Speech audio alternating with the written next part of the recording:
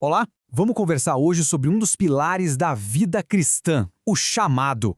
Parece uma ideia simples, né? Mas a gente vai ver que por trás dela tem uma história profunda, com uma revelação surpreendente que pode mudar totalmente o nosso jeito de enxergar as coisas. Tudo começa aqui, com duas palavrinhas. Siga-me. É isso que Jesus diz para Filipe. Ele não dá um manual, não apresenta um plano de carreira espiritual, é só um convite, direto, pessoal. E esse é o início de uma jornada incrível, que na verdade tem suas raízes numa história bem mais antiga. Então, a grande pergunta é: de onde vem essa ideia de chamado?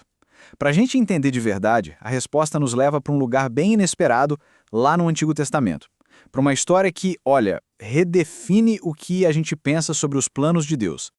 Certo, vamos mergulhar nisso. Nossa primeira parada é no que a gente pode chamar de o chamado improvável.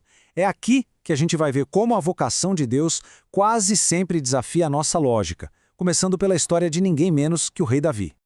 Olha que fascinante isso aqui. Anos depois, Davi já é rei, mora num palácio, e Deus faz questão de lembrá-lo, através do profeta Natã, de onde ele veio. É como se Deus dissesse: "Ei, lembra? Eu te tirei lá do meio do pasto, cuidando das ovelhas." Ou seja, ele não foi escolhido por sua posição, mas foi tirado de um lugar de total anonimato. A fonte que a gente está usando traz uma metáfora moderna que é simplesmente genial. Pensa assim, Davi era tipo o motoboy da família, o caçula, aquele que levava e trazia recado, que nem sequer foi chamado para a seleção do profeta. Era o invisível.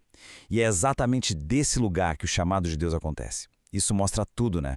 A escolha divina não tem a ver com a nossa capacidade, mas com a graça soberana dele. E a história avança. Davi, agora bem estabelecido como rei, tem um grande plano para Deus. Ele se sente mal por morar num palácio de cedro, enquanto a Arca da Aliança fica numa simples tenda. Mas é aqui que a gente vê um choque fascinante entre o desejo humano, por mais nobre que seja, e a promessa divina. E aqui acontece a grande virada de chave. É brilhante. O plano de Davi era construir uma casa física para Deus, um templo. Mas Deus chega e inverte o jogo completamente. Ele diz: "Você não vai construir uma casa para mim, Davi. Sou eu que vou construir uma casa para você." O foco muda na hora, sai do esforço humano e vai para a promessa de Deus de uma linhagem, uma dinastia que duraria para sempre. Mas aqui está o ponto crucial. Essa promessa de uma casa eterna era na verdade uma pista. Apontava para algo muito, muito maior que um prédio ou até mesmo uma família real. Estava apontando para uma pessoa, a revelação final de onde Deus realmente iria morar. Aqui, a gente vê essa progressão de uma forma fantástica. A ideia de casa vai evoluindo. Começa com a visão de Davi, um templo de pedras. Aí Deus eleva o conceito para uma promessa de uma casa eterna, uma descendência, e finalmente, em Cristo, a revelação se completa. Ele mesmo é a casa viva. E aqui, o clímax da nossa história. Séculos depois, Jesus diz: "Destruam este templo, e em 3 dias eu o levantarei."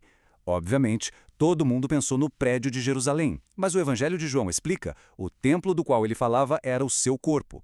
A linha que começou lá com Davi se fecha perfeitamente. O chamado não é para um lugar, não é para um projeto, o chamado é para uma pessoa. Tá, mas como é que essa história toda, de Davi até Cristo, se conecta com a gente hoje? Como esse chamado funciona?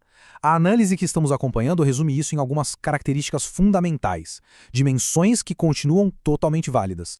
Vamos ver essas 4 dimensões. Primeiro, o chamado é relacional. O mais importante não é o que a gente faz para ele, mas o estar com ele. Segundo, é pessoal. Cada um ouve e responde individualmente, é 1 a 1.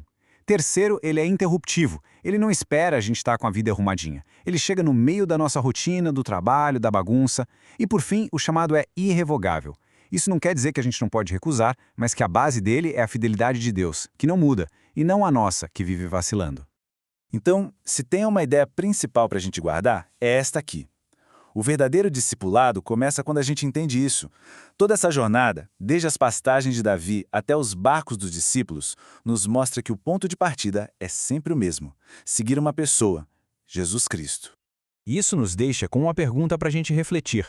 De quais pastagens ou coletorias da vida moderna Cristo está chamando as pessoas hoje? No meio da nossa rotina, do trabalho, dos nossos próprios planos, onde será que esse chamado, que é tão antigo, tão pessoal e tão interruptivo, pode estar acontecendo agora mesmo?